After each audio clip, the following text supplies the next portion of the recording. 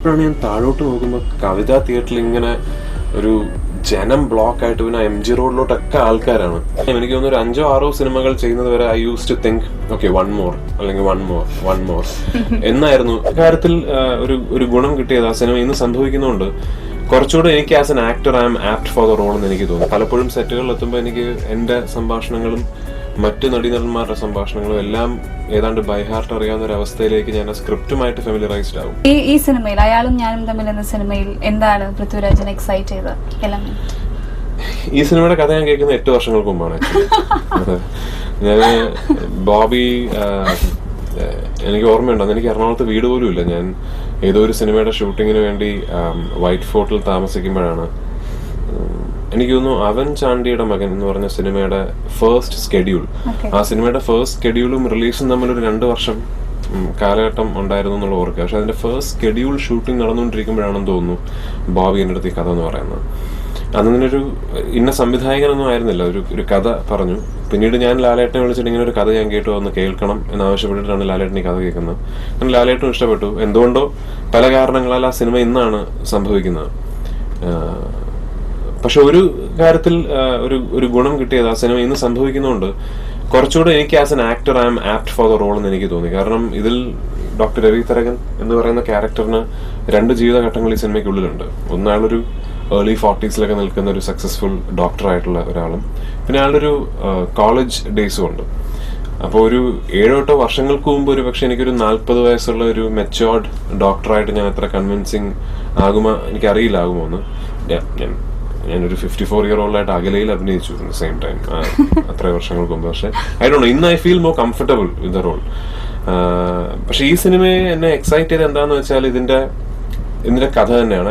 Strangely enough എനിക്ക് തോന്നുന്നു ഞാൻ ഈ സിനിമയുടെ കഥ കേട്ട കാലത്തിനേക്കാൾ കുറച്ചുകൂടെ കണ്ടംപററി ആണ് ഈ സിനിമ ഇന്ന്. ഞാൻ ഈ സിനിമയുടെ ഷൂട്ടിംഗ് തുടങ്ങിയ സമയത്ത് ബോബിയോട് ഞാൻ അത് പറയായിരുന്നു. കാരണം സംഹൗ അന്ന് ഞാൻ കേട്ടപ്പോ എനിക്ക് ആ സിനിമ ഭയങ്കര ഇഷ്ടപ്പെട്ടു, എന്റെ കഥ ഇഷ്ടപ്പെട്ടു. പക്ഷെ എവിടെയോ ഐ തോട്ട് ഇത് ആൾക്കാർക്ക് will they relate to it. പക്ഷെ ഇന്ന് ആൾക്കാർ ചിന്തിച്ചു തുടങ്ങിയിരിക്കുന്ന രീതിയിൽ എനിക്ക് തോന്നി ഈ സിനിമ ഇസ് ഫാർ മോർ കണ്ടംപററി. അപ്പോൾ ഇതിന്റെ കഥ തന്നെയാണ് എന്നെ ഇതിലേക്ക് ആകർഷിച്ചത്. പിന്നെ അതിനപ്പുറത്തേക്ക് ഒരു ആക്ടർ എന്നുള്ള നിലയ്ക്ക് എനിക്ക് ഭയങ്കര സ്വാർത്ഥമായ താല്പര്യമുണ്ട് ഈ സിനിമയിൽ. കാരണം ഇത്തരം കഥാപാത്രങ്ങൾ എപ്പോഴും കിട്ടുന്നതല്ല നമുക്ക്. ഇപ്പം മേ ബി ഒരു വാസ്തവം അല്ലെങ്കിൽ ഒരു ക്ലാസ്മേറ്റ്സ് അല്ലെങ്കിൽ ഇന്ത്യൻ റുപ്പി എന്നൊക്കെ പറയുന്ന വളരെ അപൂർവം സിനിമകളിലാണ് ഒരു ആക്ടർക്ക് ഇത്തരം കഥാപാത്രങ്ങൾ കിട്ടുക. ഞാൻ ആദ്യം സിനിമയിൽ വരുന്നതിന് മുമ്പ് സിനിമയെ കുറിച്ചുള്ള ചിന്തകളെല്ലാം ഫിലിം മേക്കിങ്ങിനെ കുറിച്ചായിരുന്നു. ഏതെങ്കിലും ഒരു film school. That is still on, I think. Yeah.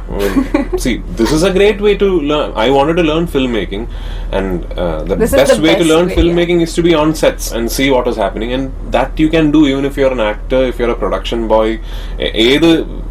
നമ്മൾ പലപ്പോഴും you hear stories of crane operators becoming cinematographers and production controllers becoming film directors. Yeah. All that is possible. കാരണം സിനിമ എന്താണെന്ന് മനസ്സിലാക്കാൻ സെറ്റിൽ നിന്ന് ഒബ്സർവ് ചെയ്താൽ മതി. അപ്പൊ ഐ വാസ് സേയിങ് എന്റെ ആദ്യത്തെ താല്പര്യം അതായിരുന്നു. പിന്നെ destiny brought me in front of the camera. എന്നെ എക്സൈറ്റ് ചെയ്ത് തുടങ്ങിയത് I don't know, for a long time എനിക്ക് തോന്നുന്നു ഒരു 5-6 സിനിമകൾ ചെയ്യുന്നത് വരെ I use to think okay one more എന്നായിരുന്നു. എനിക്ക് തോന്നുന്നു വേറെ ഒരുതരം എന്നെ ഒരു കുലുക്കി കളഞ്ഞൊരു എക്സ്പീരിയൻസ് വെള്ളിത്തിര എന്ന് പറഞ്ഞ സിനിമ റിലീസായി. അത് ഫസ്റ്റ് ഡേ, അതിന്റെ റിലീസിന്റെ ദിവസം രാവിലെ ഞാൻ എറണാകുളത്തെ അബാദ് പ്ലാസ ഹോട്ടലിൽ ഒരു റൂമിൽ ഞാൻ താമസിക്കുകയാണ്. അപ്പോ എനിക്കെന്നെ അറിയില്ല, കാരണം I don't know that Abad Plaza ഹോട്ടലിന്റെ റൂമിൽ നിന്ന് കേർട്ടൻ മാറ്റിയാൽ നമ്മൾ കവിതാ തിയേറ്ററാണ് കാണുന്നതെന്ന് എനിക്ക് എറണാകുളം അറിയില്ല, എനിക്ക് അതൊന്നും അറിയില്ല. അപ്പൊ ഞാൻ റൂമിനകത്തിരിക്കുക. ആ സിനിമ ഇറങ്ങിയ 3-4 ദിവസം ഭയങ്കര തിരക്കായിരുന്നു. ആ സിനിമ പിന്നീട് ഓടിയില്ല. പക്ഷെ ഇറങ്ങിയ ദിവസം വൈകുന്നേരം ആയപ്പോ എനിക്കിങ്ങനെ ഫോൺ കോളൊക്കെ വരുന്നുണ്ട്, നന്നായിരിക്കുന്നു, ഭയങ്കര തിരക്കാണ്, ഭയങ്കര ഇനിഷ്യൽ ആണെന്നൊക്കെ പറഞ്ഞ് ഫോണൊക്കെ വരുന്നുണ്ട്. ജയരാജ് സാറ് വന്നിട്ട് എന്ത് പറഞ്ഞു, എന്റെ റൂമിലേക്ക് വന്നു. ഞാൻ സിനിമ കണ്ടു. എനിക്ക് ഏറ്റവും കൂടുതൽ സന്തോഷം തോന്നിയത്, നിന്റെ പെർഫോമൻസ് നന്നായിട്ടും ഉണ്ട്, പക്ഷെ എനിക്ക് ഭയങ്കര സന്തോഷം തോന്നിയൊരു കാര്യമുണ്ട്. ആരും അല്ലാത്തൊരു പുതിയൊരു പയ്യന്റെ സിനിമ ഇവിടെ റിലീസായിട്ട് ഇത് സംഭവിക്കുന്നത് ആദ്യമായിട്ടാണെന്ന് പറഞ്ഞു. റൂമിൽ നിന്ന് കേർട്ടൻ മാറ്റി. അപ്പോഴാണ് ഞാൻ താഴോട്ട് നോക്കുമ്പോൾ കവിതാ തിയേറ്ററിൽ ഇങ്ങനെ ഒരു ജനം ബ്ലോക്ക് ആയിട്ട് പിന്നെ MG റോഡിലോട്ടൊക്കെ ആൾക്കാരാണ്. എനിക്ക് അപ്പോഴാണ് അതുവരെ എനിക്ക് Nandanam actually was A hit. Nandanam ഓടി, വയലൻസ് എന്ന് പറഞ്ഞ സിനിമ കിട്ടാൻ. പക്ഷെ അങ്ങനെ ഭയങ്കര ഒരു ക്രൗഡ് അവിടെ വെച്ചിട്ടാണ് ഞാൻ പൃഥ്വിരാജ് എന്നൊക്കെ പറഞ്ഞ് അങ്ങനെ എന്നെ സിനിമയുടെ സൂപ്പർഫിഷ്യാലിറ്റി തന്നെയാണ് ഇതിലേക്ക് എന്നെയും അതൊരു പക്ഷെ എല്ലാവരുടെയും അങ്ങനെയല്ല ഐ എം അഡ്മിറ്റിംഗ് ഇറ്റ്. ആദ്യമായിട്ട് ഒരു ഫെയിമിന്റെ ഒക്കെ ഒരു ഇത് എനിക്ക് ആ റിയലൈസേഷൻ ഡോൺ ആയപ്പോഴാണ് ഞാനും സിനിമയിലേക്ക് സീരിയസ് ആയിട്ട് സിനിമയെ കണ്ടു തുടങ്ങിയത്. പക്ഷെ that didn't last for long in the sense that very soon ഒരു സക്സസിന്റെ high will soon be followed by ഒരു ഫെയിലിയറിന്റെ so that will not last for long. പക്ഷെ beyond that then I truly started enjoying the process of making a film, അഭിനയിക്കുക എന്നൊക്കെ പറയുന്നത്. പിന്നെ in the course of things നമ്മൾ sometimes you end up doing a film where you want to just get out of. Sometimes you do a film like this where you really enjoy being part of it. So it's all part of the game. രാജുചേട്ടനെ കുറിച്ച് പറയുമ്പോൾ എനിക്ക് തോന്നിയിട്ടുള്ള ഒരു കാര്യം, ഞാൻ രാജുചേട്ടനുള്ള 1-2 ലൊക്കേഷൻസിൽ വന്നപ്പോൾ ഒരു thinking ആക്ടറാണ് എന്ന് എനിക്ക് തോന്നിയിട്ടുണ്ട്. അതായത് നമ്മൾ ചെയ്യുന്ന ഒരു കാര്യത്തിന്റെ മുൻപും പിൻപും എന്താണ് സംഭവിച്ചത് എന്ന് വ്യക്തമായ ധാരണ ഓരോ സീൻ ചെയ്യുമ്പോഴും വേണം. അതിൽ തൻ്റെതായിട്ട്, ഇപ്പോൾ ഉദാഹരണത്തിന് ഞാൻ പറയുമ്പോൾ രാജേട്ടൻ ഹീറോ എന്ന് പറഞ്ഞ സിനിമ ഒരു തിയേറ്ററിൽ വെച്ചിട്ടുള്ള ഒരു ഷോട്ട് നടക്കുകയാണ്, അത് വാച്ച് ചെയ്യുന്നത്. അതിനിടയ്ക്ക് രാജേട്ടൻ അവിടെയുള്ള ആരോടോ എന്തോ പറയുന്നുണ്ട്. അപ്പൊ എന്താണെന്ന് എനിക്ക് കൃത്യമായി മനസ്സിലായില്ല. കുറച്ച് കഴിഞ്ഞ് പറഞ്ഞു ഇല്ലെങ്കിൽ വേണ്ട നമുക്ക് തുടങ്ങാം. പിന്നെയാണ് എനിക്ക് മനസ്സിലായത് അത് പോപ്കോൺ ആയിരുന്നു ആവശ്യപ്പെട്ടതെന്ന്.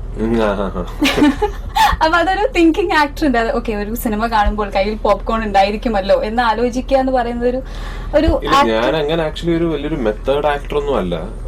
പിന്നെ എന്റെ മെത്തഡോളജി അല്ലെങ്കിൽ എന്റെ കഥാപാത്രങ്ങളിലേക്കുള്ള എന്റെ ഇൻവെസ്റ്റ്മെന്റ് എന്ന് പറഞ്ഞാൽ ആ സിനിമയുടെ സ്ക്രിപ്റ്റ് നന്നായി പഠിക്കുക എന്നുള്ളതാണ്. എന്റെ പ്രിപ്പറേഷൻ അത്രേ ഉള്ളൂ. ആക്ച്വലി ഒരു സിനിമയുടെ സ്ക്രിപ്റ്റ് ഞാൻ 3-4 പ്രാവശ്യം വായിച്ച് അതിനെക്കുറിച്ച് കുറച്ച് അത് പലപ്പോഴും സെറ്റുകളിൽ എത്തുമ്പോൾ എനിക്ക് എന്റെ സംഭാഷണങ്ങളും മറ്റു നടീനടന്മാരുടെ സംഭാഷണങ്ങളും എല്ലാം ഏതാണ്ട് ബൈ ഹാർട്ട് അറിയാവുന്ന ഒരു അവസ്ഥയിലേക്ക് ഞാൻ ആ സ്ക്രിപ്റ്റുമായിട്ട് ഫെമിലറൈസ്ഡ് ആവും. അതിൽ നിന്നുണ്ടാവുന്നതാണ് ഇത്തരം ചിന്തകൾ. നമ്മൾ സ്ക്രിപ്റ്റ്, കാരണം എനിക്ക് തോന്നുന്നു പ്രത്യേകിച്ച് നമ്മുടെ ഒരു വേ ഓഫ് വർക്കിങ്ങിൽ അത്തരം ഒരു സ്ക്രിപ്റ്റ് ഫെമിലറൈസേഷൻ വളരെ ആവശ്യമാണ്. കാരണം നമ്മൾ ക്രൊണോളജിക്കലായിട്ട് ഷൂട്ട് ചെയ്യുന്ന ഒരു സിനിമ കൾച്ചറല്ലോ. നമ്മൾ ഇപ്പോൾ ഫസ്റ്റ് ഡേ ഷൂട്ട് ചെയ്യുന്നത് ചിലപ്പോൾ 54-ാമത്തെ സീനായിരിക്കും, ഏറ്റവും അവസാനത്തെ ദിവസമായിരിക്കും ചിലപ്പോൾ ഇൻട്രൊഡക്ഷൻ ഷൂട്ട് ചെയ്യുന്നത്. അപ്പൊ അങ്ങനെ ഒരു ക്രൊണോളജിക്കലി ഓർഡറിലായിട്ട് ഷൂട്ട് ചെയ്യുന്നൊരു വർക്കിംഗ് എൻവയോൺമെന്റ് നമുക്ക് ഇല്ലാത്തത് കൊണ്ട് ഒരു നടൻ എപ്പോഴും സ്ക്രിപ്റ്റ് കൃത്യമായിട്ട് അറിഞ്ഞിരിക്കണം എന്നുള്ളതൊരു ആവശ്യമായ ഘടകമാണ്. കാരണം ഒരു സീൻ ഷൂട്ട് ചെയ്യുമ്പോൾ ഈ സീൻ എവിടെ സംഭവിക്കുന്നു, ഈ സീനിൽ ഈ കഥാപാത്രത്തിന്റെ ഇമോഷണൽ ഗ്രാഫ് എവിടെ നിൽക്കുന്നു, അപ്പൊ അത്രേ ഉള്ളൂ. അതിൽ നിന്ന് ഇങ്ങനെ ഉണ്ടാവുന്നതാണ് ഇത്തരം ചിന്തകളില്ല. ഞാൻ